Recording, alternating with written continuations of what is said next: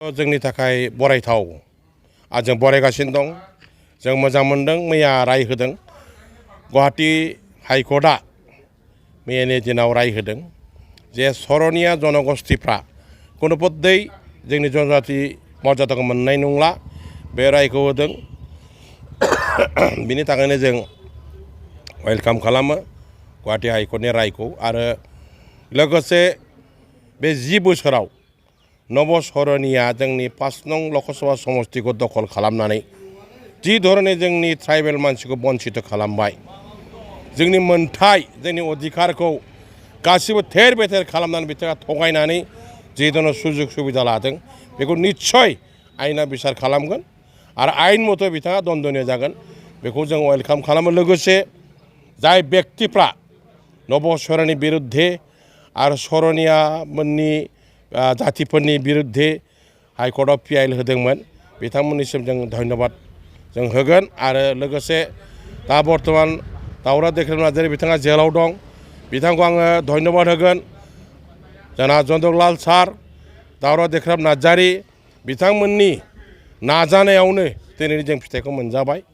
बिथांमोना गावनि सार्थखौ बार होनानै बृहत्तर जोंनि जनजातिफोरनि थाखाय जि धरने पिआइएल होनानै दिनै जों मैया गुवाहाटी हाइकर्टआव राय मोनबाय। बे रायआ जोंनि थाखाय बिराद बाख्नायथाव आरो रंजाथाव।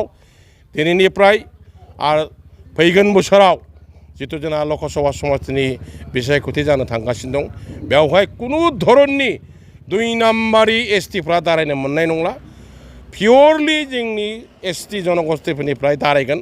सोरबा सासे एसटिआ दिल्लीनि संसदआव थांनानै एसटिफोरनि थाखाय फंनैसो बाथ्रा बुंनायनि जों पजिसन मोनसिगोन। बेनि थाखायनो आं दिनै धन्यबाद होगोन गुवाहाटी हाइकर्टखौ। रोजा रोजा साबायखर बावबाय दावरा देख्रेब नार्जारी आरो जोंनि जनेग्लाल सारखौ आङो रोजा रोजा साबायखर बावबाय। बिथांमोननि थाखायनो दिनै मोनसे मोजां हाबाया जानानै फैबाय। नोंथाङा मा बुङो? बेखौथ' बयबो निन्दा होगोन। दा बुंनो थाङोब्ला दावराव देख्रेबजों उग्रपन्थी संघजों कुनु सम्पर्कआनो गैखाया। बिथाङा दा बैसो जाबाय। बै बैसोआव राइफल लानानै हाग्रायाव थाखोमानानै पुलिस मिलिटारिजों जुद्ध नांनानै बैसोआनो गैखाला।